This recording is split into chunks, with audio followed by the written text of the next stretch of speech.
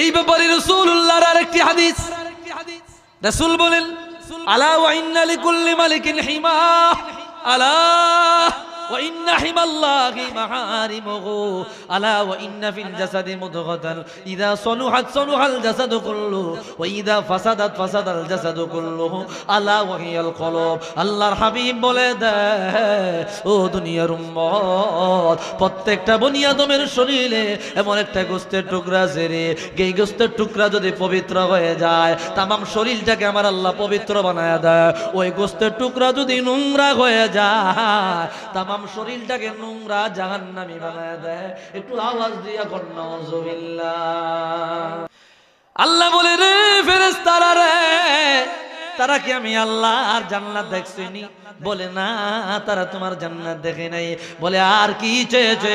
বলে তোমার জাহান্নাম থেকে মুক্তি চেয়েছে। বলে তারা কি আমি আল্লাহ জাহান্নাম দেখছিনি? বলে দেখে নাই। আর কি চেয়েছে? বলে তারা তোমার দেখা চেয়েছে, তোমার দিদার চায়। আল্লাহ বলবেন, ও ফেরেশতারা, তারা কি আমি আল্লাহর দিদার কখনো দেখছেনি? বলে না।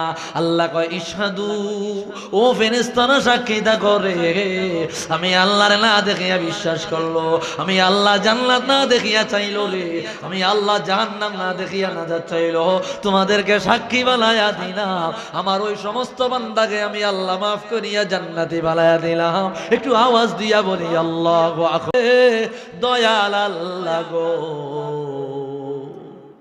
কোন মুখে দাঁড়াবো তোমার সামনে, সর্বহারা কুল বিনাশী পাপের বোঝা সঙ্গে, দয়াল আল্লাহ গো, কোন মুখে দাঁড়াবো তোমার সামনে। অদম কামিনায় আমি মহাপাপী মানি, রহিম রহমান নাম যে তোমার তাও কিন্তু জানি। অধম কামিনায় আমি মহাপাপী মানি, রহিম রহমান নাম যে তোমার তাও কিন্তু জানি। যদি তুমি করো গো মাপ, কে আছে জিজ্ঞাসে, দয়াল আল্লাহ গো, কোন মুখে দাঁড়াবো তোমার সামনে, কোন মুখে দাঁড়াবো তোমার সামনে, দয়াল আল্লাহ গো, কোন মুখে দাঁড়াবো তোমার সামনে। মানুষ দেখবে কিয়ামত হাসরের ময়দানে, তুমি ছাড়াই আমার কিয়ামত হয় প্রতিটি ক্ষণে। রাখো মারো জাগা করো, ভুইলো না আমারে, দয়াল আল্লাহ গো, কোন মুখে দাঁড়াবো তোমার সামনে। নফসের তাড়নাতে আমার কলব হইয়া গেছে মরা, আদার ঘরে খুঁজা মরি, পাই না তোমার সাড়া। বিদায় বেলায় কলবে সালিম নসিবে রাখিও, দয়াল আল্লাহ গো, কোন মুখে দাঁড়াবো তোমার সামনে। যার কথা শুনিয়া তোমায় রব বলিয়া জানি, এই জীবনে দেখলাম না তার চন্দ্রমুখখানি। এ আলমের ঘুমের ঘরে, এই নেশারির ঘুমের ঘরে, দেখাও রূপনে গারি, দয়াল আল্লাহ গো, কোন মুখে দাঁড়াবো তোমার সামনে, কোন মুখে দাঁড়াবো তোমার সামনে, দয়াল আল্লাহ গো, কোন মুখে দাঁড়াবো তোমার সামনে। আল্লাহর কাছ থেকে গুনাহগুলো কিভাবে মাপ নেওয়াবেন, কিভাবে আপনার পবিত্র থাকবেন, কিভাবে প্রস্তুতি গ্রহণ করবেন, রাসূলুল্লাহর হাদিস ইমামে মুনজিরি রাহমাতুল্লাহি আলাইহি আত-তারগীব ওয়াত তারহিবের মধ্যে আনলেন। সাহাবী আসিয়া বলল, ইয়া রাসূলুল্লাহ, মান আকিয়াসুন নাস, মানুষের মধ্যে দামি মানুষ কে? রাসূল বলে, দুই ব্যক্তি বড় দামি। আল কাইসু মান দানা নাফসাহু ওয়া আমিলা লিমা বাদাল মাউত। এক নম্বরে যে নিজের মৃত্যুর জন্য প্রস্তুতি নেবে, দুই নম্বরে মৃত্যুর পরবর্তী জিন্দেগির জন্য আমল করবে। এই দুইটা জিনিস যদি পাওয়া যায় ওই ব্যক্তি বড় দামি। এইভাবে প্রস্তুতি নেওয়া মৃত্যুর জন্য প্রস্তুতি নেওয়া মানে তওবা কইরা প্রস্তুত থাকা, গুনাহ মাফ নেওয়া, প্রিপারেশন নেওয়া। মৃত্যুর জন্য প্রস্তুতি নেওয়া মানে আপনার ওই যে সফরে বের হইলে গাট্টি গুট্টা গোছানো বিষয়টা এমন নয়। মৃত্যুর সফর বড় লম্বা সফর, এটার জন্য গাট্টি গুট্টা গোছানো না, এটার জন্য হলো নেক আমল কইরা প্রস্তুতি নেওয়া, ক্ষমা চাইয়া প্রস্তুতি নেওয়া, তওবা কইরা প্রস্তুতি নেওয়া, ইস্তেগফার কইরা প্রস্তুতি নেওয়া। সফর যত বড় রে ওই সফরের সামিয়ানা, ওই সফরের পাতেও তত বেশি হওয়া দরকার। দুনিয়ার মানুষ এক দেশ থেকে আরেক দেশে সফরে যায়, সেই কয়দিনের জন্য যায় ওই কয়দিনের পাতেও নেয়, ওই কয়দিনের অর্থ নেয়, ওই কয়দিনের পোশাক নেয়, কিন্তু কবরের সফরের শুরু আছে শেষ নয়। এত বড় সফরের সামিয়ানা, এত বড় সফরের পাতেও, এত বড় সফরের প্রয়োজনীয় বিষয় কত বেশি দরকার আমাদের অনুমানে না। আমরা হেলায় খেলায় বিষয়গুলো গুরুত্বহীন বানাইয়া দিছি। এই কথাই রাসূল বলে দিল, মান কাইসু মান দানা নাফসাহু ওয়া আমিলা লিমা বাদাল মাউত। ভাগ্যবান ওই বান্দা যে কবরে যাওয়ার আগে কবরের প্রস্তুতি নেয় এবং কবরের পরবর্তী জিন্দেগির জন্য আমল করে। একটু আওয়াজ দিয়া বলে আল্লাহু আকবার। মানুষ অসুস্থ হয়ে গেলে ডাক্তারের কাছে গিয়া চিকিৎসা নিয়া শরীরে সুস্থতা বানায়। জিজ্ঞাসা করলে ভাই ভালো লাগে না, খাবার খাইতে মন চায় না, রুচি নাই, এটার একটাই কারণ শরীর অসুস্থ। কিন্তু কোনোদিন কোন মানুষ একবারও আলেমদেরকে বলে নাই, পীরের কাছে গিয়া বলে নাই হুজুর ইবাদত করতে ভালো লাগে না, বন্দেগে ভালো লাগে না। আসলে এটার কারণটা কি জানতে চায় না। এটার কারণ একটাই হইল কলব নষ্ট হয়ে গেছে, কলব রোগা হয়ে গেছে, কলব অকেজ হয়ে গেছে। শরীর অসুস্থ হইলে খাবার মনে চায় না, কলব রোগা হইলে ইবাদত ভালো লাগে না, ইবাদত মন চায় না। এটার একটাই কারণ, আমাদের সাদা কলব গুনাহ করতে করতে কালো দাগ পড়তে পড়তে আবরণ হয়ে গেছে, কালো দাগ পড়ে গেছে। এখন আর ওয়াজ নসিহত কোরআন হাদিসের আলোচনা কালো জায়গা ভেদ করিয়া কলবের সাদা জায়গায় ধাক্কা দেয় না। একটু আওয়াজ দিয়া বলেন ঠিক কি? দয়াল আল্লাহ গো, কোন মুখে দাঁড়াবো তোমার সামনে? সর্বহারা কুল বিনাশী পাপের বোঝা সঙ্গে দয়াল আল্লাহ গো, কোন মুখে দাঁড়াবো তোমার সামনে? অদম কামিনায় আমি মহাপাপী মানি, রহিম রহমান নাম যে তোমার তাও কিন্তু জানি। অধম কামিনায় আমি মহাপাপী মানি, রহিম রহমান নাম যে তোমার তাও কিন্তু জানি। যদি তুমি করো গো মাপ, কে আছে জিজ্ঞাসে দয়াল আল্লাহ গো, কোন মুখে দাঁড়াবো তোমার সামনে? কোন মুখে দাঁড়াবো তোমার সামনে দয়াল আল্লাহ গো, কোন মুখে দাঁড়াবো তোমার সামনে? মানুষ দেখবে কিয়ামত হাসরের ময়দানে, তুমি ছাড়া আমার কিয়ামত হয় প্রতিটি ক্ষণে। রাখো মারো জাগা করো ভুইল না আমারে দয়াল আল্লাহ গো, কোন মুখে দাঁড়াবো তোমার সামনে? নফসের তাড়নাতে আমার কলব হইয়া গেছে মরা, আদার ঘরে খুঁজা মরি পাই না তোমার সাড়া। বিদায় বেলায় কলবে সালিম নসিবে রাখিও দয়াল আল্লাহ গো, কোন মুখে দাঁড়াবো তোমার সামনে? যার কথা শুনিয়া তোমায় রব বলিয়া জানি, এই জীবনে দেখলাম না তার চন্দ্রমুখ খানি। এ আলমের ঘুমের ঘরে, এই নেশারির ঘুমের ঘরে দেখাও রূপনে গারি দয়াল আল্লাহ গো। কোন মুখে দাঁড়াবো তোমার সামনে, কোন মুখে দাঁড়াবো তোমার সামনে দয়াল আল্লাহ গো। কোন মুখে দাঁড়াবো তোমার সামনে। একটু আওয়াজ দিয়া বলেন ঠিক কিনা ভাইরা আমার। যে চালান পুঞ্জি আছে এগুলা নিয়ে আল্লাহর সামনে দাঁড়ানোর মতো জায়গা নাই। এই জন্য আমি বলেছি রে বাবা, প্রত্যেকটা মানুষ সবের সামনে দাঁড়াবেন। কি চালান নিয়ে দাঁড়াবেন, কি আমল নিয়ে দাঁড়াবেন, এটাই হলো মুখ্য বিষয়। অথচ এখানে যত মানুষ আছেন, যদি এখন নিজের গুনার পাল্লা ওজন দেন, নিজের নেকের পাল্লা ওজন দেন, কসম দিয়ে বলে যাই আমাদের প্রত্যেকের নেকের তুলনায় গুনার পাল্লা ভারী হয়ে যাবে। এত বেশি গুনাহ, এত বেশি গুনাহ। এই গুনাহ নিয়ে কবরে যদি যান, যদি ওজন দেওয়া হয়, একটা মানুষও নাজাত পাওয়ার সুযোগ নাই, একটা মানুষও বেঁচে যাওয়ার সুযোগ নাই। কোরআন কারিমে আল্লাহ রাব্বুল আলামিন বড় চমৎকার ভাবে বলে দিলেন, দুনিয়ার উম্মত কাল্লা বাল রানা আলা কুলুবিহিম মা কানু ইয়াকসিবুন। তোমরা যত গুনাহ করো রে, যত অন্যায় করো রে, যত অপরাধ করো রে, তোমাদের আমলনামায় প্রত্যেকটা গুনাহ আমি আল্লাহ লিখিয়া রাখি।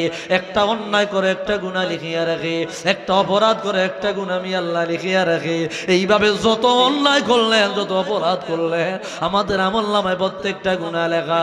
রাসূলুল্লাহ হাদিসে পাকে জানায়া দিলেন, ইন্নাল মুমিনা ইযা আযনাবা যামবান কানাত নুকতাতান সাউদা। ও বনিয়াদম, তুমি যখন একটা গুনাহ করো, তোমার কলবে একটা কালো দাগ পড়ে যায়। একটা গুনাহ যখন করো রে, একটা কালো দাগ যখন পড়ে যায়, হাত্তা গুল্লিফাত কলবুহু, ফলে তোমার কলবটাকে আমার আল্লাহ কালো বানায় দেয়। এখানে আমরা যারা আছি, আমাদের অন্তরে এত গুনাহ, আমাদের অন্তরগুলো কালো হয়ে গেছে, নোংরা হয়ে গেছে, অপবিত্র হয়ে গেছে। এই জন্য নামাজ ভালো লাগে না, রোজা ভালো লাগে না, পর্দা ভালো লাগে না, ভালো জিনিস ভালো লাগে না, ওয়াজ মাহফিল ভালো লাগে না, সুদ ভালো লাগে, ঘুষ ভালো লাগে, মিথ্যা ভালো লাগে, জিনা ব্যভিচার ভালো লাগে। এটার কারণ হইল একটাই, অন্তর ভালো জায়গায় নাই। অন্তর যাদের নষ্ট হয়ে গেছে রে, ওই অন্তরে আর ইবাদত ভালো লাগে না। শরীর অসুস্থ হইলে যেমন খাবার ভালো লাগে না, অন্তর রোগা হয়ে গেলে বন্দেগী ভালো লাগে না। একটু আওয়াজ দিয়া বলে ঠিক কিনা। মানুষ অসুস্থ হয়ে গেলে ডাক্তারের কাছে গিয়া চিকিৎসা নিয়া শরীরের সুস্থতা বানায়। জিজ্ঞাসা করলে ভাই ভালো লাগে না, খাবার খাইতে মন চায় না, রুচি নাই, এটার একটাই কারণ শরীর অসুস্থ। কিন্তু কোনদিন কোন মানুষ একবারও আলেমদেরকে বলে নাই, পীরের কাছে গিয়া বলে নাই, হুজুর ইবাদত করতে ভালো লাগে না, বন্দেগে ভালো লাগে না। আসলে এটার কারণটা কি জানতে চায় না। এটার কারণ একটাই হইল, কলব নষ্ট হয়ে গেছে, কলব রোগা হয়ে গেছে, কলব অকেজ হয়ে গেছে। শরীর অসুস্থ হইলে খাবার মনে চায় না, কলব রোগা হইলে ইবাদত ভালো লাগে না, ইবাদত মন চায় না। এটার একটাই কারণ, আমাদের সাদা কলব গুনাহ করতে করতে কালো দাগ পড়তে পড়তে আবরণ হয়ে গেছে, কালো দাগ পড়ে গেছে। এখন আর ওয়াজ নসিহত কোরআন হাদিসের আলোচনা কালো জায়গা ভেদ করিয়া কলবের সাদা জায়গায় ধাক্কা দেয় না। একটু আওয়াজ দিয়া বলেন ঠিক কিনা। হুজুর ওয়াজ নসিহত হেদায়েত নাই, হেদায়েত নাই, হেদায়েত নাই, ওইব কেমবে? চুরি করছে, জিনা করছে, ব্যভিচার করছে, ইত্রামি করছে, লুচ্চামি করছে, বদমাশি করছে, সুদ খাইছে, ঘুষ খাইছে, এমন কোন অন্যায় নাই করে নাই। সব করতে করতে অন্তরটারে নষ্ট কইরা এখন হুজুরের ফতুয়া দেয়, হুজুর ওয়াজ মাহফিল হয়, নামাজ ভালো লাগে না।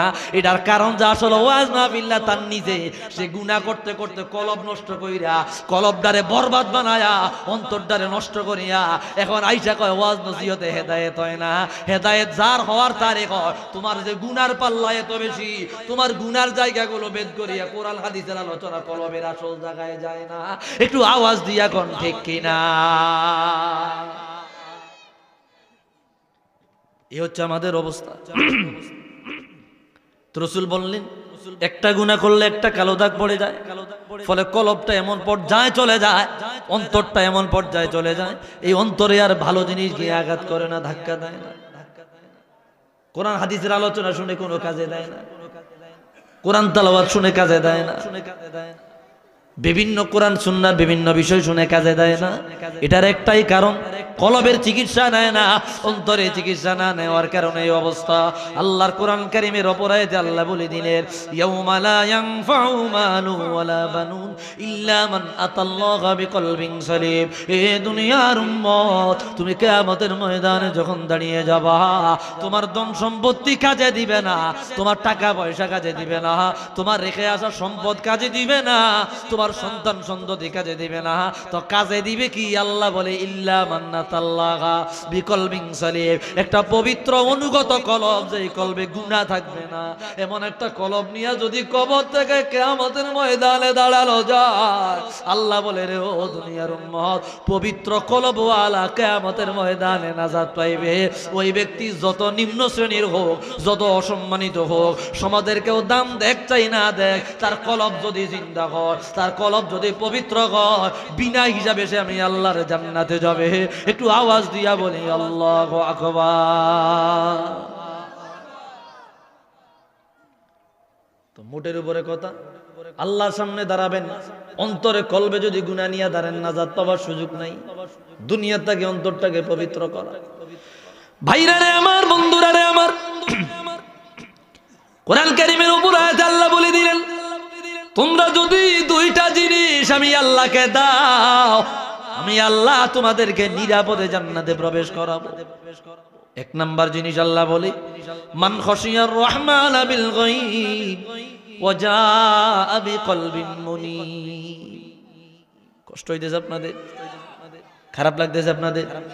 ভাইরা রে আমার, বন্ধুরা রে আমার, আমূল পরিবর্তনের উদ্দেশ্যে কিছু কথা বলতেছি, তবে আপনাদেরকে কোরআন থেকে কথাগুলা বলতেছি, বিভিন্ন জায়গা থেকে আয়াতগুলো এক কইরা আপনাদেরকে বলতেছি যাতে সুবিধা হয়। মালিক বলে দিলেন, মান খাশিয়ার রহমান বিল গায়ব, যেই ব্যক্তি আমি আল্লাহকে না দেখিয়া ভয় করবে, আল্লাহু আকবার, আমি আল্লাহকে না দেখিয়া ভয় করবে। আল্লাহ, জীবনে কোনোদিন তোমারে দেখি নাই, তোমার আওয়াজ শুনি নাই, তোমার কথা শুনি নাই, আল্লাহ গো তোমাকে দেখি নাই, তোমার জান্নাত দেখি নাই, জাহান্নাম দেখি নাই, না দেখিয়ে তোমাকে ভয় করেছি, তোমার কথা বিশ্বাস করেছি। বুঝা থাকলে বলেন, জীবনে কোনোদিন আমরা আল্লাহকে দেখছি? জোরে কোন দেখছি? আল্লাহকে দেখি নাই, আল্লাহর জান্নাত দেখি নাই, আল্লাহর জাহান্নাম দেখি নাই, না দেখি আল্লাহকে বিশ্বাস করে। যে কথাই রাসূলুল্লাহ হাদিসে পাকে জানিয়ে দিল, ইমাম আবু বকর বাইহাকি রাহমাতুল্লাহ আলাইহি আল আযকার কিতাবের মধ্যে বয়ান করলেন, আত-তারিখুল কবীরের মধ্যে বয়ান করলেন, রাসূলুল্লাহর হাদিস জানায়া দেয়, আল্লাহর হাবিব রাহমাতুল লিল আলামিন বলে, ও দুনিয়ার উম্মত, মা মিন আহাদিন ইয়াজলিসু ফি মাজলিসিন ইল্লা ইয়াযকুরুল্লাহ, আল্লাহু আকবার।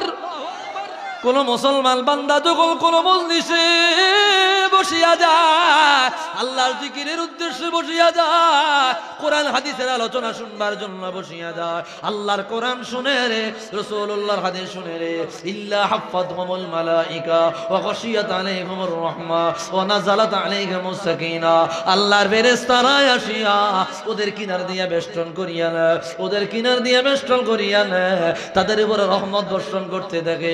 যখন জিকিরের মজলিস ওয়াজের মাহফিল শেষ হয়ে যায়, আল্লাহর ফেরেশতারা চলে যায়, আল্লাহ বলে, ও ফেরেশতারা রে, মিনাইনা যে তুমি কোথায় থেকে আসলা?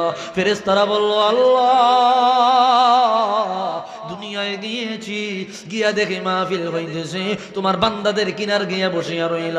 বলে, আমার বান্দারা কি বলতেছে? ফেরেশতারা বলে, আল্লাহ রে, তোমার বান্দারা তোমার জান্নাত চায়। আল্লাহ বলে, তারা কি আমি আল্লাহর জান্নাত দেখছেনি? আল্লাহু আকবার। আল্লাহ বলে, রে ফেরেশতারা রে, তারা কি আমি আল্লাহর জান্নাত দেখছিনি? বলে না, তারা তোমার জান্নাত দেখে নাই। বলে আর কি চেয়েছে? বলে তোমার জাহান্নাম থেকে মুক্তি চেয়েছে। বলে তারা কি আমি আল্লাহ জাহান্নাম দেখছিনি? বলে দেখে নাই। আর কি চেয়েছে? বলে তারা তোমার দেখা চেয়েছে, তোমার দিদার চায়। আল্লাহ বলবেন ও ফেরেশতারা, তারা কি আমি আল্লাহর দিদার কখনো দেখছেনি? বলে না। আল্লাহ কয় ইশহাদু, ও ফেরেশতারা সাক্ষী দেখো রে, আমি আল্লাহর না দেখিয়া বিশ্বাস করলো, আমি আল্লাহ জান্নাত না দেখিয়া চাইলো রে, আমি আল্লাহ জাহান্নাম না দেখিয়া নাজাত চাইলো। তোমাদেরকে সাক্ষী বানায়া দিলাম, আমার ওই সমস্ত বান্দাকে আমি আল্লাহ মাফ করিয়া জান্নাতি বানায়া দিলাম। একটু আওয়াজ দিয়া বলি আল্লাহু আকবার। এটাই মূলত ওই আয়াতের কথা, এটাই মূলত ওই আয়াতের কথা। মান খশিয়ার রহমান বিল গায়ব, যেই ব্যক্তি আল্লাহকে না দেখিয়া বিশ্বাস করবে, ভয় করবে। 2 নম্বরে ওয়াজা বিকলবিন মুনিব, অনুগত কলব, পবিত্র আত্মা, কলবে সালিম, নিরাপদ কলব, যে অন্তরে কোনো গুনাহ নাই। আল্লাহু আকবার।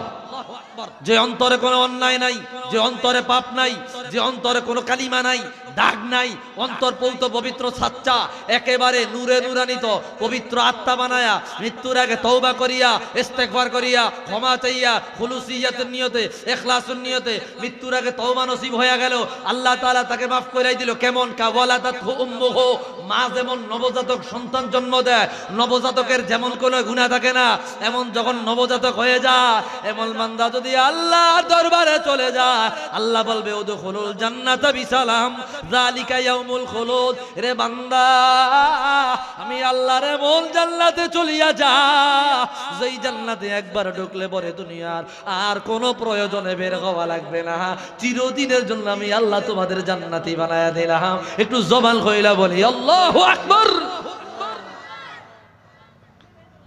আল্লাহ বলবে উদখুলুল জান্নাতা বিসালাম, নিরাপদে আমি আল্লাহর জান্নাতে যাও। একবার ওই জান্নাতে গেলে পরে আর দ্বিতীয়বার ওই জান্নাত থেকে বের হওয়া লাগবে না। মূল আলোচনার কথা হলো একটাই, অন্তরে যদি গুনায় ভরা থাকে, এই অন্তর দিয়া কিয়ামতের ময়দানে নাজাত পাওয়ার সুযোগ নাই। এই ব্যাপারে রাসূলুল্লাহর আরেকটি হাদিস, রাসূল বলেন আলা ওয়া ইন্না লিকুল্লি মালিকিন হিমা, আলা ওয়া ইন্না হিমাল্লাহি মাহারিমুহু, আলা ওয়া ইন্না ফিল জাসাদি মুদগাতান ইযা সলুহাত সলুহাল জাসাদু কুল্লুহু ওয়া ইযা ফাসাদাত ফাসাদাল জাসাদু কুল্লুহু আলা ওয়া হিয়াল কলব। আল্লাহর হাবিব বলে দেয়, ও দুনিয়ার উম্মত, প্রত্যেকটা বনি আদমের শরীরে এমন একটা গোশতের টুকরা আছে রে, এই গোশতের টুকরা যদি পবিত্র হয়ে যায়, তামাম শরীরটাকে আমার আল্লাহ পবিত্র বানায়া দেয়। ওই গোশতের টুকরা যদি নোংরা হয়ে যায়, তামাম শরীরটাকে নোংরা জাহান্নামী বানায়া দেয়। একটু আওয়াজ দিয়া কর নাউযুবিল্লাহ।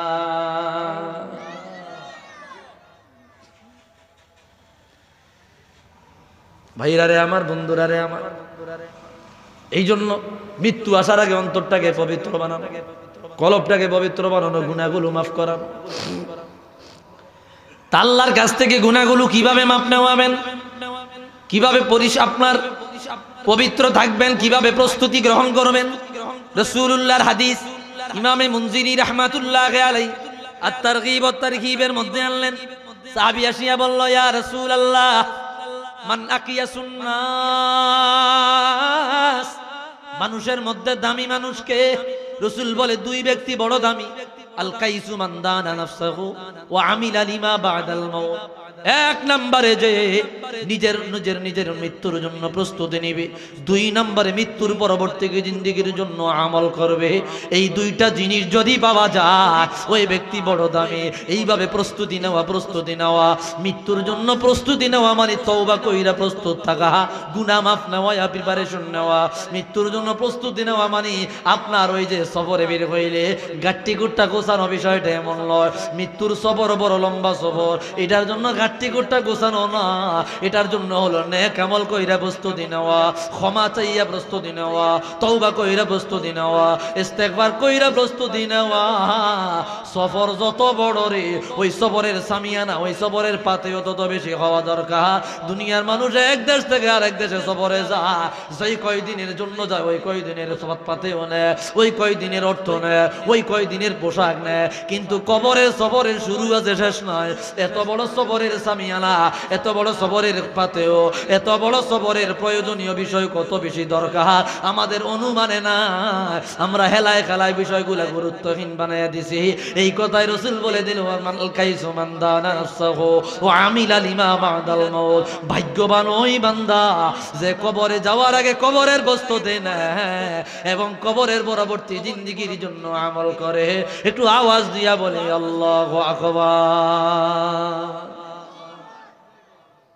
ভাইরা আমার, বন্ধুরা আমার, অল্প সময় কথা বলবো আর অল্প সময় কথা বলবো, একটু মনোযোগ দেন। এই জন্য আমরা এখানে যারা আছে আমাদের সকলের গুনাহ আছে, অন্যায় ভরা, অপরাধে ভরা, পাপে ভরা, এত পাপ, এত গুনাহ, এত গুনাহ। এই গুনাহ নিয়ে হঠাৎ করে যদি কেউ কবরে চলে যায়, আছে অনেক স্ট্রোক করে মারা যায়, হার্ট অ্যাটাকে মারা যায়, রোড অ্যাক্সিডেন্টে মারা যায়।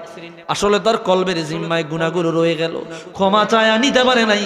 এই জন্য প্রতিনিয়ত হাজার হাজার গুনাহ করে রে, একবারের জন্য বনি আদম তওবা করে না। ঠিক কিনা বলেন? তওবা করে না। তো রাসূলুল্লাহ বলেন, রাসূলুল্লাহ জানালেন, কুল্লু বানি আদম খাত্তা ওয়া খায়রুল খাত্তাইনা আত-তাওয়াবুন। প্রত্যেকটা বনি আদম গুনাহগার, তবে উত্তম গুনাহগার ওই বান্দা যে গুনাহ হয়ে যাওয়ার পরে তওবা করে বলে, আল্লাহ গুনাহ হয়ে গেছে, ক্ষমা করে দাও। হাজার হাজার যুবক, হাজার হাজার মানুষ ওপেনে ওপেনে গুনার কাছে লিপ্ত হয়, হাজার হাজার গুনাহ ওপেনে করে, গোপনে একবার আল্লাহর কাছে ক্ষমা চাইতে লজ্জা লাগে। আমরা কতটা বেগায়া, কতটা দুর্ভাগা, কতটা অদম, কতটা নিচু পর্যায়ে চলে গেলাম। ওপেনে গুনাহ করতে লজ্জা লাগে না, গোপনে আল্লাহর কাছে ক্ষমা চাইতে লজ্জা লাগে। একটু আওয়াজ দিয়া কর নাউযুবিল্লাহ। একটু দরুদ শরীফ পড়ে সাল্লাল্লাহু